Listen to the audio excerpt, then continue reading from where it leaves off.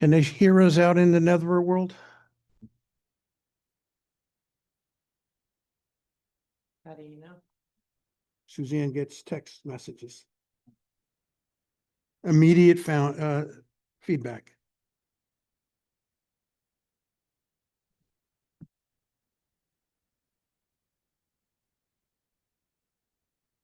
Okay. The first issue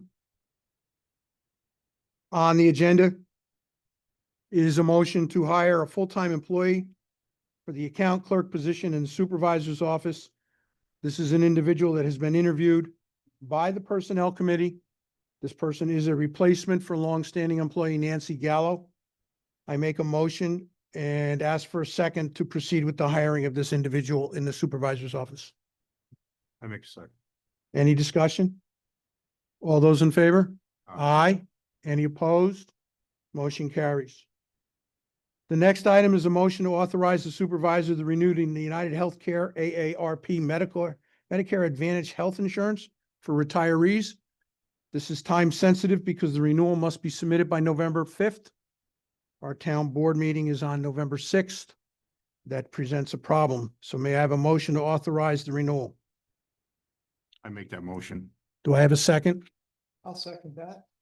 Any discussion? All those in favor? Aye. Any opposed? Motion carries.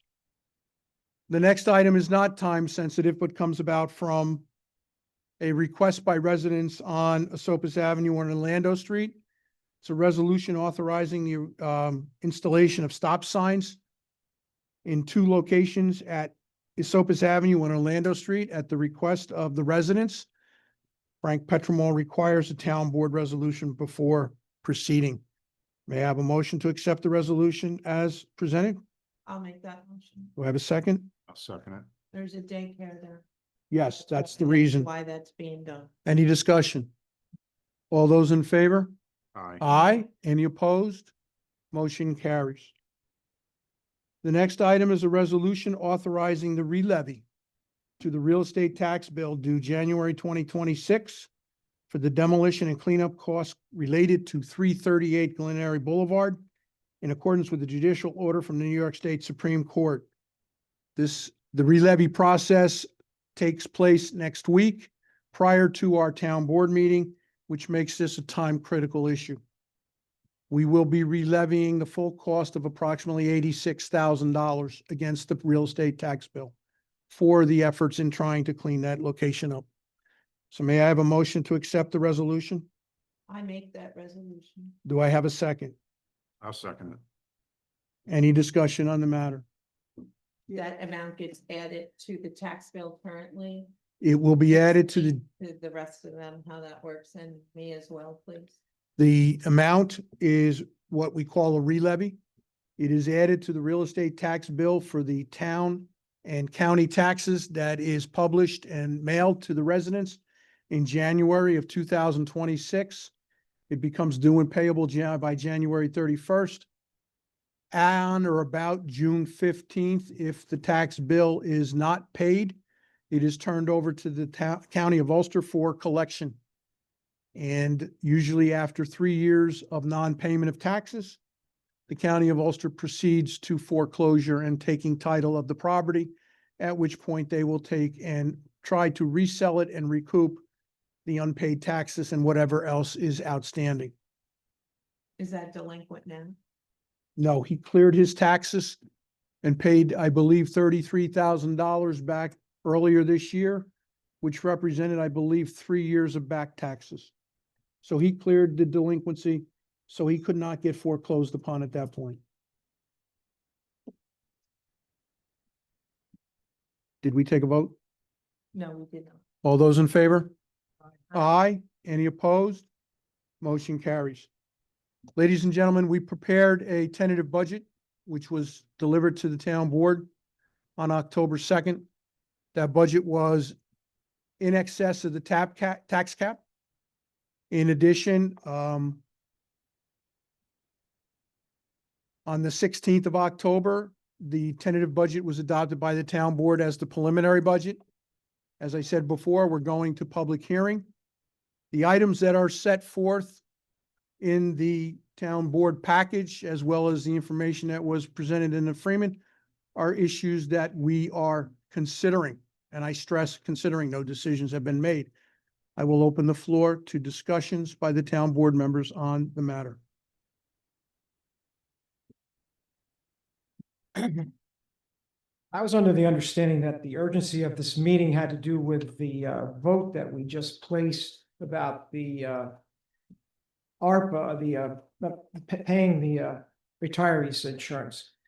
It wasn't until I read the paper that I realized that you had determined that this was a budget discussion. Let me start out with a couple things. I thought Mr. Kimball was able to cut his own steak. I didn't know that he had to be fed his news directly from the supervisor. We were quoted as saying something when I checked. Mike, were you checked by the Freeman on this article? Yes, Did the Freeman call you? no, The Freeman did not check with you about that article. no. Did the Freeman check with you about this article? No, No. no, I haven't heard from the Freeman in the 2 years I've served. And they did not contact me either. So that article was either only solicited directly from the supervisor or it was fed by the supervisor to the Freeman. So there's nothing clearly in error in that. It was a conversation, there were conversations and it was a part of a conversation. The errors are that not everything that we talked about was included. What we had that evening was what's called a what if scenario. We have had, not evening, but in our discussions, we had a what if scenario. We're talking about all the different things that might impact the budget. Does this budget need to come in under the tax cap, or does this budget, can it exceed the tax cap? What are we comfortable? What do the constituents think? What do we know so far? If we felt that it had to come into under the tax cap, what areas are there to cut? Because we, the board members, had just received the budget about 2 weeks ago and have been working on it. So to say that that's what this meeting is about tonight. Oh, and the other thing, which I did learn later, you sent out a memo, Mr. Quigley, that says that there was a mixed calculation in the retirement benefits for a department. Is that true? That's correct? Right. Are we having to do anything about that tonight? Are you going to present the budget without that, or? No, Is there anything- is an entry in the package that corrects the error and funds the error out of the reserve. Okay, so that will be part of the. That is correct, sir. So you made a change to the preliminary budget? No, I did not make a change. Only changes can be made after the town public hearing. Right, so you made just, you're giving this. I'm giving this, just like everything else in here, this is a suggestion that came forth from the town board members. Mhm. And then the final thing that came up was that it stated that we were trying to cut the budget so that we could protect our health insurance. That is the farthest thing from the truth possible. If you had asked us, we would have all told you. What we found out was that the supervisor in this tentative budget, or whatever it's called, had proposed taking the, what's it called? Preliminary budget, had taken the health insurance out for the town board members. Not many of us participate in the health insurance. Some of us do, some of us don't. That is not the point. If you want to remove healthcare benefits from the town board members, there is a clear way under New York state law to do that. This is not following that procedure. It would have to be for all elected officials, not just some. And we were not saying whether we are for or against that. If the budget has a requirement to do that, we'll have to think about it. But we were not saying that we had to have the healthcare back in because we wanted it. What we're saying is you cannot remove the healthcare unless we remove it for all people that are elected officials.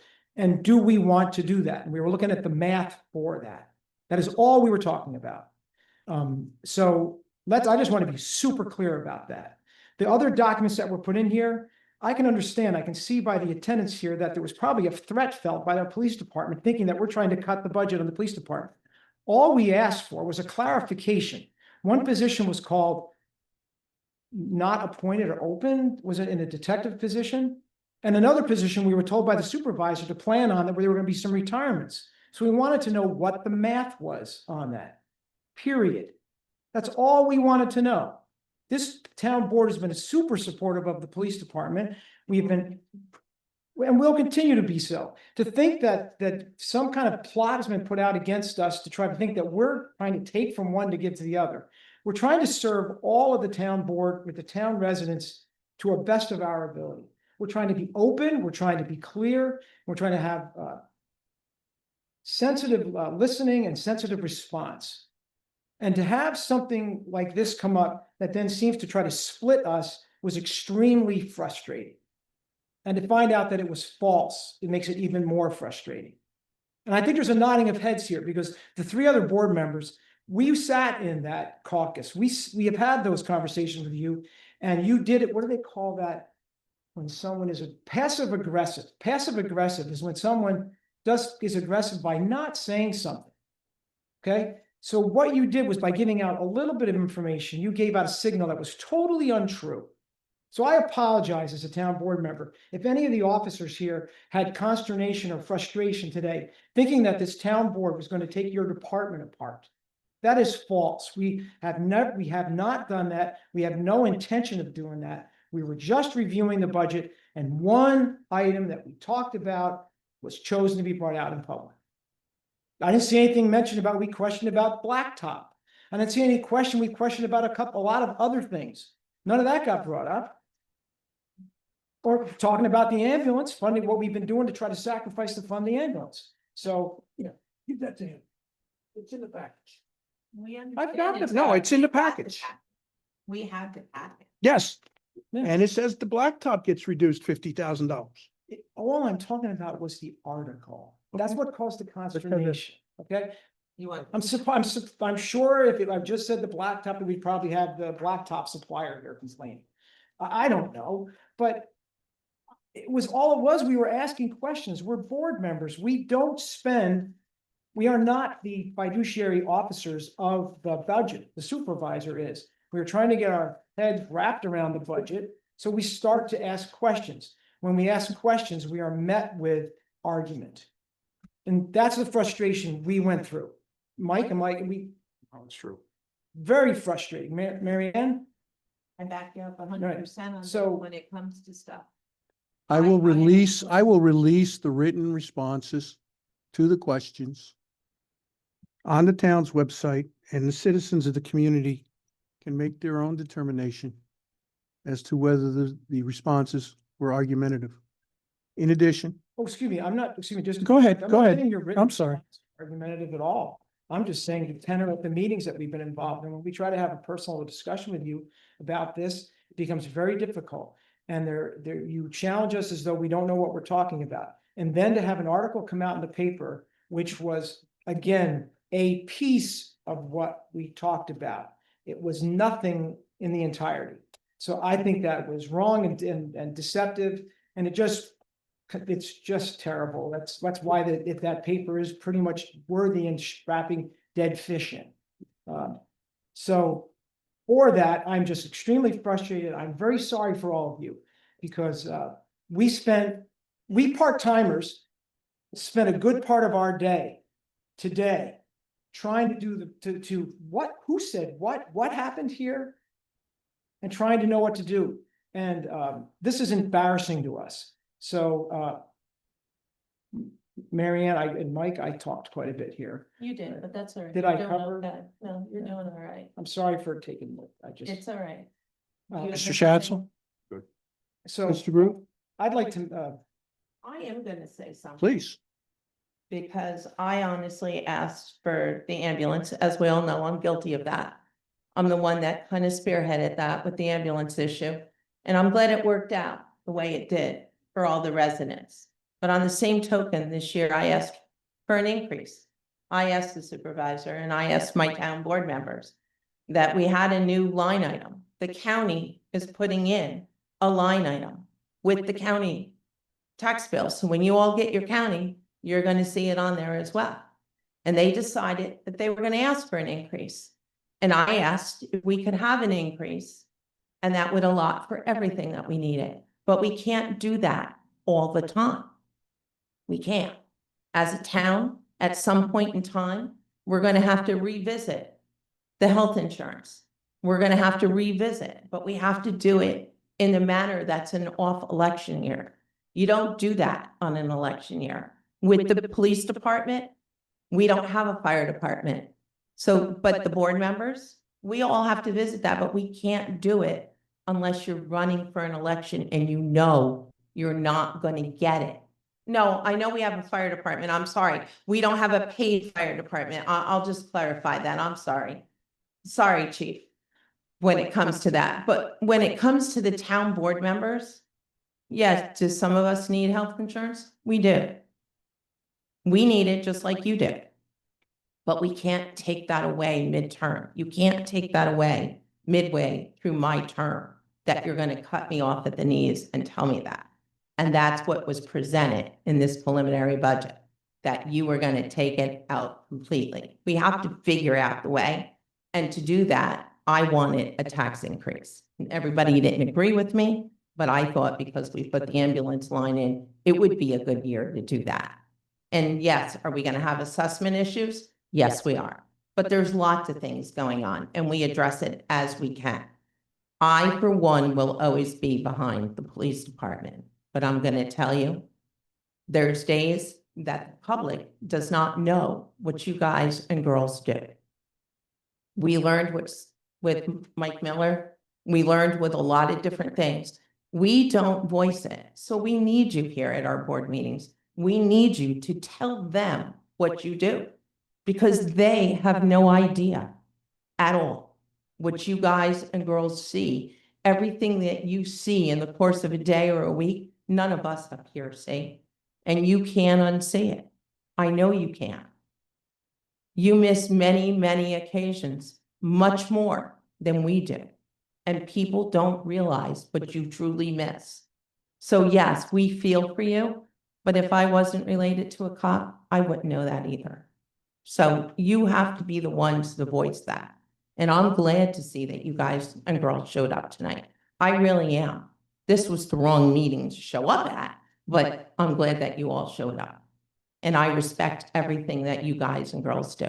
I'm going to say that. Supervisor? Any additional comments from the board? I'd like to close the discussion on the budget. Okay, is there any other discussion that will come before this board tonight? Do you have anything you'd like us to comment on? The matter, the agenda has been complete. It is up to you to comment on anything you choose. Let's move to closing public comment then. Okay, then I'll open the floor to public comment on any topic that anyone wishes to share with us.